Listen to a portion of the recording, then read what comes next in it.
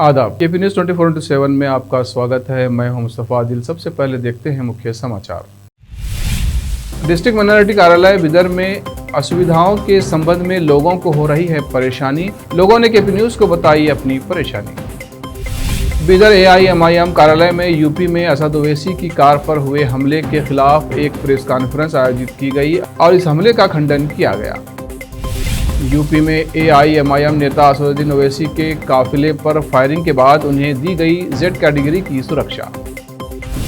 बच्चों को नहीं है कोरोना से ज्यादा खतरा, खोले जा सकते हैं school. WHO chief scientist doctor Somaiya Swaminathan ने कही ये बात। यूपी में असदुद्दीन ओवैसी की कार पर फायरिंग मामले में 2 गिरफ्तार, आरोपियों ने बताया क्यों चलाई थी गोली। संयुक्त किसान मोर्चा की किसानों से अपील, कहा विधानसभा चुनाव में बीजेपी को दंडित करें।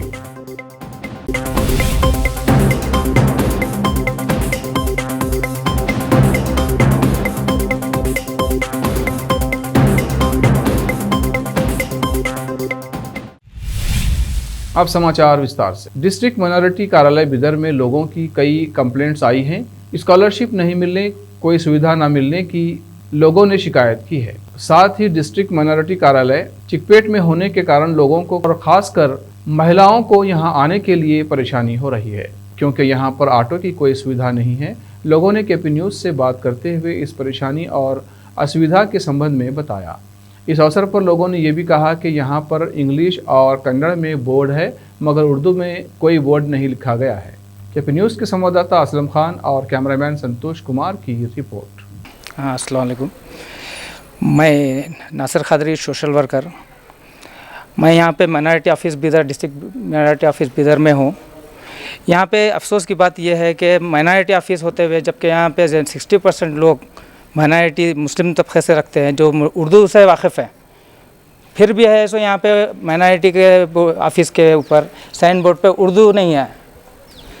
जबकि देखा जाए तो उर्दू को अहमियत देना चाहिए, माइनॉरिटी ऑफिस के हिसाब से तो अहमियत देनी चाहिए, लिहाजा यहाँ नहीं है। उसके साथ साथ और एक चीज़ ये है कि हमारे जितने भी बिदर के शहर के लोग हैं, दूर दराज से मैलूर, चिदरी, अबुल फैज़, ये सब आने वाले लोग पूरे दूर से हैं। तालुक़े के भी लोग जो आते हैं उनको भी ये दूर होता है। लिहाजा ये जो ऑफिस है यहाँ पे चिकपेट में जो ऑफिस है माइनॉरिटी ऑफिस, ये बहुत गलत तरीके से यहाँ पे शिफ्ट किया गया है। लोगों को इतनी तकलीफ़ है, जो लेडीज़, जो महिलाएं ऊपर से इधर से या नीचे आते हैं, वो लोगों को वापस जाते वक्त है सो ऑटो की तक सहूलत नहीं है। पूरा 1-1, 1.5 किलोमीटर तक वो लोगों को पैदल जाना पड़ता। जब ये यहाँ शिफ्ट कर रहे थे, हमारा और हमारे क़यादत का काम था कि यहाँ पे आने देने से पहले ये सोचना था कि लोगों को आने जाने के जो तकलीफ़ें होते हैं उसको मद्देनज़र रखते हुए इसको शिफ्ट इधर करना था। ये ऑफिस यहाँ करने से बेहतर था कि ओल्ड सिटी में कहीं करते या मैलूर में जहाँ था वहाँ भी रखे तो बेहतर ही था। लोगों को आने जाने के लिए ऑटो की सहूलत तो थी। यहाँ पे आप देखिए ऑटो की ख़त्ई सहूलत नहीं है। अगर हम ऑटो लेके आ भी जाते हैं, जाते वक्त है सो सहूलत नहीं है। तो मैं यहाँ हुकूमत से, यहाँ के है सो ज़िम्मेदार ऑफिसरों से, लोगों से यही गुजारिश करता हूँ कि यहाँ पे है सो या तो सिटी बस की सहूलत करिए, और यहाँ पे है सो साइन बोर्ड पे उर्दू के है सो वो उर्दू में है सो भी मेंशन कराइए। और यहाँ पे देखिए अब ये टाइम है सो बज रहे हैं 4 बज रहे हैं, स्टाफ नहीं के बराबर है। लोग आ रहे हैं, इंतज़ार कर रहे, चल रहे। उतनी दूर से आने के बाद लोग यहाँ पे अगर ऑफिसर नहीं मिलता तो उनको आने जाने का तो किराया जाता है ना बेकार। गरीब गुरबा लोग 100 रुपये डाल के आए थे, उनके लिए 100 रुपये की बहुत अहमियत है। लिहाजा है सो मैं एडमिनिस्ट्रेशन से, DC साहब से, CS मैडम से सबसे गुजारिश कर रहा हूँ कि एक बार आके मैडम और DC साहब यहाँ पे विज़िट मार के और यहाँ की हालत देख के इस पर एक्शन ले। कॉलेज गई तो मेरे को मालूम पड़ा कि खाली 18 बच्चियों को स्कॉलरशिप आई, उसमें मेरा लिस्ट में नाम नहीं था। तो मैं बल्लीराम सर से फ़ोन पे बात करी तो सर बोले मैं लंच में पे गया हुआ हूँ, ½ एन आवर में मैं आऊँगा बोले। जी हाँ। क्या टाइम करे था प्रॉब्लम? तो 3 बजे के टाइम पे करी थी, अराउंड 3 के करीब अच्छी। क्या टाइम हो रहा है? 4 बज गए ना। ½ एन आवर बोले वो। हाँ, अब सर आ गए होंगे बोल के मैं है ना 4 बजे घर से निकली। अब मैं गोले खाने से यहाँ पर आई, अब आने के बाद अब सर यहाँ पर नहीं है। अब हम भी रोज़ डेली करके हमारा जो भी रहा, अब स्कॉलरशिप आई तो हम पढ़ के है सो कुछ जॉब करने के वास्ते ज़्यादा वो होता है, सहूलत रहती बोल के B.Ed कर रही हूँ मैं। BA इसका क्या है प्रॉब्लम? मैं प्रॉपर हैदराबाद की हूँ, ससुराल मेरा यहाँ का है बिदर का। आके भी हम है ना मतलब 4-5 साल हो गया। मैं कल मतलब लास्ट ईयर 1 साल हुआ, अब ये साल मेरा बीएड फाइनल ईयर है ये। अब मेरे को कॉलेज में भी है ना प्रॉब्लम हो रही, कॉलेज वाले पूरी फीस क्लियर करे तो एग्जाम में बैठने देते, बोल रहे नहीं तो नहीं। अब कितने दिन से फिर रहे मैडम आप यहाँ पे? मैं है ना जब भी पहले 2 महीने जब लॉकडाउन लगा था ना गए साल, पूरा लॉकडाउन लगे तक मैं आती रही बराबर, मालूम कुछ तो मेरा हल होगा, स्कॉलरशिप आएंगी बोलता हूँ। नहीं 77 पे 74 पे कुछ कट ऑफ हो गया बोले। फिर अब मेरा 77% है मेरे कने, और मेदाली से भी पूरा प्रूफ है देखिए। फिर बेंगलुरु को लेटर लिखो बोले, बेंगलुरु ये लास्ट ईयर का है। और मैं बेंगलुरु को भी कॉल करी तो आपकी इंसेंटिव नहीं आई, एनएसपी आई या फिर एसएसपी आ जाएंगी बोल रही। और मैं बोली लास्ट ईयर की भी मेरी एनएसपी नहीं आई ना सर बोले, तो मेरे को मेरी इनकम सर्टिफिकेट में 40,000 है मेरी इनकम, तो 1 लाख के अबव रहना करते। तो मेरे कहने जब 1 लाख के अबव मेरी अगर एनुअल इनकम रहती तो मैं स्कॉलरशिप के लिए अप्लाई क्यों करती थी मैं? कौन बोलेगा आपको स्कॉलरशिप? मैं बेंगलुरु पे बात करी थी, मैं हेल्पलाइन नंबर से मैं बात करी थी तो वहाँ पे बताए। नाम बोलिए आपका। मेरा नाम सलीम पाशा है। मैं हालोली से रहने वाला हूँ, भालकी तालुका में आता है। अब यहाँ पर हम माइनॉरिटी ऑफिस को आए हैं अभी अभी। तो यहाँ पर वहाँ के अंदर के ऑफिसर बोल रहे हैं कि जो एनएसपी और एसएसपी जो है वो जो प्रिंसिपल है उसको सबमिट करो, और वो प्रिंसिपल कह रहा है कि माइनॉरिटी में सबमिट करो। ऐसे में हम गरीब लोगों को बहुत दिक्कत हो रही है इसमें कि कोई भी इधर भी सबमिट करने के लिए एक्सेप्ट नहीं कर रहे, उधर भी सबमिट करने के लिए एक्सेप्ट नहीं कर रहे। तो अब ये ऑनलाइन स्कॉलरशिप भर के क्या फ़ायदा है? मैं गवर्नमेंट से सवाल करना चाहूँगा कि स्कॉलरशिप भर के क्या फ़ायदा, इधर भी सबमिट नहीं कर रहे और उधर प्रिंसिपल भी लेके सबमिट नहीं कर रहे। कितने दिन से फिर रहे आप? हम 2-3 दिन से तो इसमें ही है सर। और क्या है, माइनॉरिटी ऑफिस पहले जो जहाँ थी मैलूर में, वहाँ पर सर ज़रा सिटी एरिया था, वहाँ पर इजी हो जाता था। लेकिन अब ये चिकपेट पे पूरा जंगल के जैसा रास्ता है। यहाँ पर हम तो आ जाते हैं सर, लेकिन लेडीज़ को आने के लिए, बच्चियों को आने के लिए, स्कॉलरशिप के लिए कुछ भी काम होंगे, लेकिन उनको आने के लिए बहुत तकलीफ़ हो रही है सर। स्पेशली गांव से जो बच्चे आते हैं उनको नहीं रहा। हम खुद लड़के हो के हमारे को ये माइनॉरिटी ऑफिस सुबह से ढूंढ रहे, अभी जाके मिले हमको, जब से भटकते फिर रहे।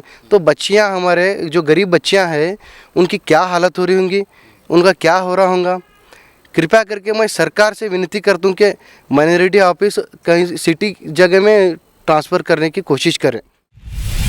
गुरुवार की शाम यूपी के दसाना इलाके में एक टोल गेट पर एआईएमआईएम के प्रमुख और हैदराबाद के सांसद बैरिस्टर असदुद्दीन ओवैसी की कार पर हमला किए जाने पर बिदर के एआईएमआईएम यूनिट की ओर से बिदर जिला एआईएमआईएम के अध्यक्ष सैयद मंसूर अहमद खादरी के नेतृत्व में एक प्रेस कॉन्फ्रेंस का आयोजन किया गया। इस कॉन्फ्रेंस में सैयद मंसूर अहमद खादरी, जिला अध्यक्ष एआईएमआईएम बिदर के CMC councillor Abdul Aziz Munna, CMC councillor Anil Ganjkar, Fahim Mirza Safiullah Baig और एमआईएम नेता मुकेश के अलावा दूसरे उपस्थित रहे। इस अवसर पर बैरिस्टर असदुद्दीन ओवैसी की कार पर किए गए हमले का खंडन किया गया। बिदर एआईएमआईएम यूनिट ने सरकार से ये मांग की है कि इसकी निष्पक्ष जांच कराई जाए और उन हमलावरों के पीछे किसका हाथ है उसकी जांच की जाए। केपी न्यूज़ के संवाददाता असलम खान और कैमरामैन संतोष की रिपोर्ट। आज एमआईएम के कौमी सदर नकीब मिल्लत अलहाज बैरिस्टर असदुद्दीन ओवैसी पर यूपी इलेक्शन के दौरान वहां पर कुछ शरपसंदों ने उन पर हमला किया। यहाँ आज मैं ये बात वाज़ेह कर देना ज़रूरी समझता हूँ कि नकीब मिल्लत की बेबाकाना कायदाना सलाहियत की वजह से न सिर्फ यूपी में बल्कि सारे मुल्क भारत में आज इस बात की चर्चा है कि बीजेपी से अगर कोई मुकाबला कर सकता है तो वो नकीब मिल्लत बैरिस्टर असदुद्दीन ओवैसी हैं। और आज समाजवादी पार्टी हो, बीएसपी हो, कांग्रेस हो या कोई और नाम नेहाद सेकुलर पार्टी जिसने आज तक मुसलमानों को, दलितों को, बैकवर्ड को और मजलूम लोगों को सिर्फ बीजेपी का, जनसंघ का या इनका उनका डर बताकर वोट हासिल किए हैं, लेकिन इनके लिए उन्होंने कुछ काम नहीं किया। तो ऐसे सारे लोग, मजलूम लोग जो आज तक ठगे गए थे, बैरिस्टर असदुद्दीन ओवैसी के मैदान में आने से उन सब लोगों ने असदुद्दीन ओवैसी की आवाज़ पर लब्बैक कहते हुए आज एमआईएम के साथ वो लोग जुड़ गए हैं। यूपी का पूरा माहौल बदल गया है और वहाँ पर हर तरफ से एमआईएम को सपोर्ट किया जा रहा है। उनकी ये बढ़ती हुई मकबूलियत को देखकर शरपसंद लोग बौखला गए हैं और ऐसी उम्मीद है कि जो भाग्यदारी मोर्चा जो असदुद्दीन अवैसी ने बनाया है वो मोर्चे के यूपी में बरसर इक़्तिदार आने के इम्कानात बढ़ गए हैं। इसको देखते हुए शरपसंदों ने एक बुज़दिलाना हरकत करते हुए हमारे कौमी सदर नकीब मिल्लत बैरिस्टर असदुद्दीन अवैसी पर एक खातिलाना हमला किया। मैं उन खातिलाना शरपसंदों को ये कह देना ज़रूरी समझता हूँ कि बैरिस्टर असदुद्दीन अवैसी खुदा पर भरोसा रखने वाले आदमी हैं। जब तक अल्लाह ना चाहेगा, पूरा हिंदुस्तान भी अगर जो है ना उनको मारना चाहता है तो भी जो है ना उनके ख़िलाफ़ उनको कुछ नहीं होगा।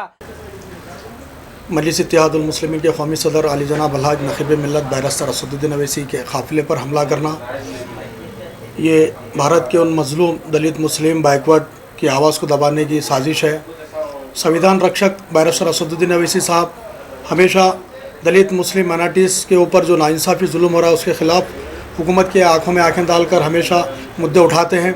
आज यूपी नहीं, पूरे भारत में जब से बीजेपी सत्ता में आई है तब से शरपसंद लोगों के, जालिमों के, गुंडों के हौसले बुलंद हो रहे हैं। मैं सदर जमहूरिया हिंद से मुतालबा करता हूं और इलेक्शन कमीशन जो यूपी का इलेक्शन करा रहे हैं उनसे भी मुतालबा करता हूं इसकी तहकीक़ात हो और जालिमों को कैफर किरदार तक पहुँचाए। जय हिंद, जय कर्नाटका। रहमतुल्लाहि बरकातुहू।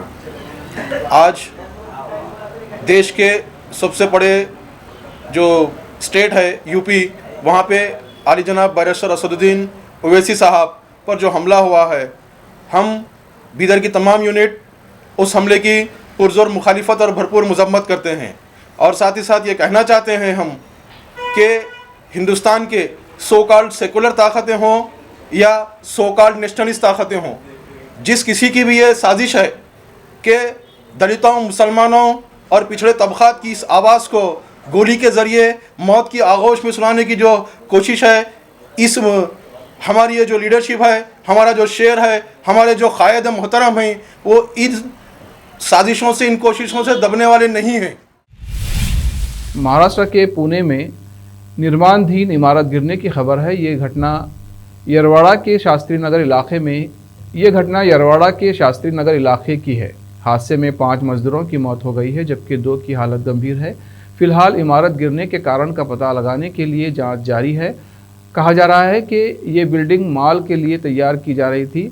पुलिस का कहना है कि मामले की जांच चल रही है और दोषी के खिलाफ कार्रवाई की जाएगी। डीसीपी रोहिदास पवार ने बताया कि ये घटना रात करीब 11:45 पर हुई। उन्होंने जानकारी दी कि यहाँ माल के निर्माण का कार्य चल रहा था और तभी अचानक स्टील वर्क के दौरान इमारत का हिस्सा ढह गया। हादसे में 5 मजदूरों की मौत हो गई है। इनमें से 3 जख्मी हैं और 2 की हालत गंभीर बनी हुई है।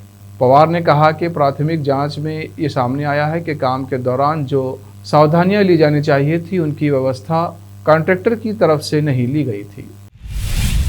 केंद्र सरकार ने ऑल इंडिया मजलिस इत्तेहादुल मुस्लिमीन के नेता एवं हैदराबाद के सांसद असदुद्दीन ओवैसी को केंद्रीय रिजर्व पुलिस बल सीआरपीएफ के कमांडो द्वारा जेड श्रेणी की सुरक्षा मुहैया कराने का फैसला किया गया है। आधिकारिक सूत्रों ने बताया कि ओवैसी की सुरक्षा के लिए 24 घंटे सीआरपीएफ कमांडो तैनात रहेंगे। एआईएमआईएम प्रमुख को जेड श्रेणी की सुरक्षा देने का निर्णय हापुड़ में उनकी कार पर फायरिंग की घटना के 1 दिन बाद आया है। ओवैसी पश्चिमी उत्तर प्रदेश में चुनाव से संबंधित कार्यक्रमों में भाग लेने के बाद दिल्ली लौट रहे थे। एआईएमआईएम प्रमुख ने गुरुवार को एक ट्वीट में लिखा, कुछ देर पहले शिजारसी टोल गेट पर मेरी गाड़ी पर गोलियां चलाई गईं। 4 राउंड फायर हुए, 3-4 लोग थे, सबके सब भाग गए और हथियार वहीं छोड़ गए। मेरी गाड़ी पंक्चर हो गई लेकिन मैं दूसरी गाड़ी में बैठकर वहां से निकल गया। हम सब महफूज हैं। विश्व स्वास्थ्य संगठन की मुख्य वैज्ञानिक डॉक्टर सोमैया स्वामीनाथन ने मीडिया से बातचीत करते हुए कहा कि कोरोना संक्रमण के डर से स्कूल बंद रखना सही नहीं है। इससे पिछले 2 सालों से बच्चों का संज्ञानात्मक और सामाजिक विकास बंद हो चुका है। उनका कहना है कि बच्चों को कोरोना से उतना खतरा नहीं है जितना इससे है। उन्होंने कहा कि WHO और यूनिसेफ ने हमेशा से ही कहा है कि बंद करने के क्रम में स्कूल सबसे आखिरी में आने चाहिए और खुलने के क्रम में सबसे पहले।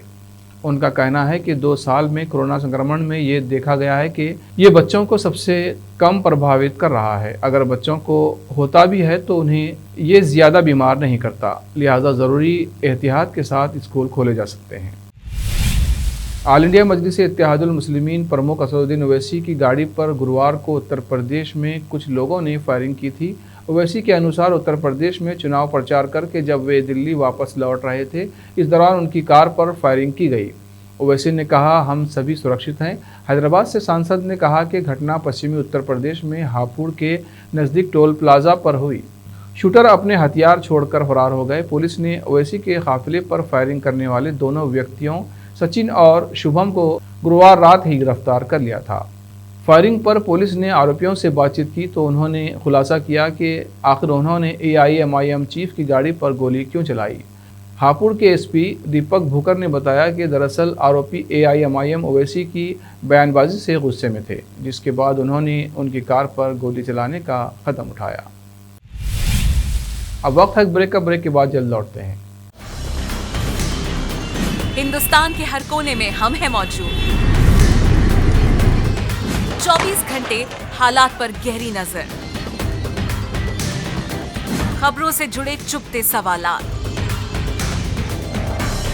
और आपको दिखाता है धार्मिक, सामाजिक, राजनीतिक, लोकल और इंटरनेशनल न्यूज की सबसे बेहतर कवरेज, जो आपको रखती है हर पल बाखबर। देश और दुनिया भर की खबर के लिए देखते रहें KP News 24/7। Noor education trust Bidar की ओर से चलाए जाने वाला Noor MEd college Bidar, recognized by NCTE Delhi and affiliated to Gulbarga University, Gulbarga. Admission are open for the academic year 2021-22. विशेषज्ञ और सक्षम शिक्षकों द्वारा शिक्षा प्राप्त करने के लिए नूर एमएड कॉलेज में दाखिला लें और शांत वातावरण में शिक्षा प्राप्त करें। बीदर शहर में बेहतर शिक्षा का एकमात्र केंद्र Noor MEd college, Shahpur gate, Bidar. Phone numbers 9945283920, 8482221297। Break के बाद फिर एक बार आपका स्वागत है। आइए देखते हैं आगे के समाचार। तृणमूल कांग्रेस की महुआ मोइत्रा ने लोकसभा में अपने भाषण के लिए भाजपा को तैयार रहने की चेतावनी दी थी। मोइत्रा ने लोकसभा में केंद्र और राज्यों में पार्टी और उसकी सरकारों की तीखी निंदा की, जब तक कि वो कई विषयों में व्यापक नहीं हो गई। उन्हें प्यार से बात करने की नसीहत के साथ स्पीकर द्वारा रोक दिया गया। ये रोक कांग्रेस के राहुल गांधी द्वारा सरकार को जमकर लगाई गई फटकार के एक दिन बाद है। राहुल गांधी ने बेरोजगारी से लेकर विदेश नीति तक कई मोर्चों पर सरकार को जिम्मेदार ठहराया था और देश को बाहर और अंदर खतरे में डालने का आरोप लगाया था। पंजाब के मुख्यमंत्री चरणजीत सिंह चन्नी के भांजे भूपेंद्र सिंह हनी को प्रवर्तन निर्देशालय ने अवैध रेत खनन मामले में गिरफ्तार किया है। जांच एजेंसी ने गुरुवार शाम हनी को हिरासत में ले लिया और आज उसे CBI अदालत में पेश करेगी। एजेंसी की ओर से कहा गया है कि हनी को मनी लॉन्ड्रिंग मामले में देर रात गिरफ्तार किया गया है। पिछले महीने ED ने हनी के परिसरों पर छापेमारी के दौरान 8 करोड़ रुपए जब्त किए थे। ये छापेमारी पंजाब में अवैध बालू खनन कार्यों के सिलसिले में की गई थी। एक बयान में प्रवर्तन निर्देशालय ने कहा कि अवैध रेत खनन और संपत्ति लेन देन से जुड़े कागजात, मोबाइल फ़ोन, 21 लाख रुपये से अधिक का सोना और 12 लाख रुपये की रोलेक्स घड़ी से तलाशी के दौरान जब्त किए गए थे। संयुक्त किसान मोर्चा ने उत्तर प्रदेश के किसानों से अपील की है कि उनकी मांगों को पूरा नहीं कर उनसे छल करने के लिए आगामी विधानसभा चुनाव में भारतीय जनता पार्टी को दंडित करें। ये जानकारी गुरुवार को स्वराज इंडिया के अध्यक्ष योगेंद्र यादव ने दी है। यादव ने कहा कि SKM की अपील का 57 किसान संगठनों ने समर्थन किया है। बहरहाल उन्होंने स्पष्ट किया कि मोर्चे का चुनाव में किसी पार्टी के लिए वोट मांगने से कोई लेना देना नहीं है। हरियाणा के रोहतक ज़िले में ज़िले के खिड़वाली गांव में शुक्रवार सुबह एक 55 साल के व्यक्ति की सरेआम गोली मारकर हत्या कर दी गई और वारदात को अंजाम देकर बाइक सवार बदमाश मौके से फरार हो गए। पुलिस और FSL की टीम मौके पर पहुंची, लेकिन अभी तक ये पता नहीं चल पाया है कि बदमाश कौन थे और हत्या की वारदात को क्यों अंजाम दिया गया। दरअसल शुक्रवार सुबह खिड़वाली गांव का रहने वाला रोहताश आम दिनों की तरह सुबह 7 बजे घूमने के लिए निकला था। घर से कुछ दूरी पर अचानक से बाइक सवार बदमाश आते हैं और रोहताश पर गोलियों से ताबड़तोड़ हमला कर देते हैं। रोहताश के सिर में 3 गोली मारी गई हैं और पुलिस को मौके से 2 जिंदा कारतूस भी मिले हैं। फिलहाल परिजनों ने किसी पर आशंका जाहिर नहीं की है। कोरोना का तांडव अभी भी दुनिया में जारी है। भारत समेत कई देशों में कोरोना के सक्रिय मामले बरकरार हैं। भारत में भले ही मामलों में तेज़ी से गिरावट देखने को मिली है, मगर अभी भी खतरा टला नहीं है। 2 गज दूरी, मास्क है ज़रूरी वाला नियम अभी भी लागू है, मगर इन सब के बीच इन दिनों एक खास तरह का मास्क काफ़ी चर्चा में है। साउथ कोरिया में ऐसा मास्क बनाया गया है जो सिर्फ नाक को ढकेगा, मगर ऐसे मास्क का क्या काम जो मुंह खुला छोड़ देगा, जिससे संक्रमित होने का खतरा काफ़ी बढ़ जाता है। आखिर में फिर एक बार देखते हैं मुख्य समाचार। डिस्ट्रिक्ट माइनॉरिटी कार्यालय बिदर में असुविधाओं के संबंध में लोगों को हो रही है परेशानी। लोगों ने केपी न्यूज़ को बताई अपनी परेशानी। बिदर AIMIM कार्यालय में यूपी में असद ओवैसी की कार पर हुए हमले के खिलाफ एक प्रेस कॉन्फ्रेंस आयोजित की गई और इस हमले का खंडन किया गया। यूपी में AIMIM नेता असदुद्दीन ओवैसी के काफिले पर फायरिंग के बाद उन्हें दी गई Z कैटेगरी की सुरक्षा। बच्चों को नहीं है कोरोना से ज़्यादा खतरा, खोले जा सकते हैं school. WHO chief scientist doctor Somaiya Swaminathan ने कही ये बात। यूपी में असदुद्दीन ओवैसी की कार पर फायरिंग मामले में 2 गिरफ्तार, आरोपियों ने बताया क्यों चलाई थी गोली। संयुक्त किसान मोर्चा की किसानों से अपील, कहा विधानसभा चुनाव में बीजेपी को दंडित करें।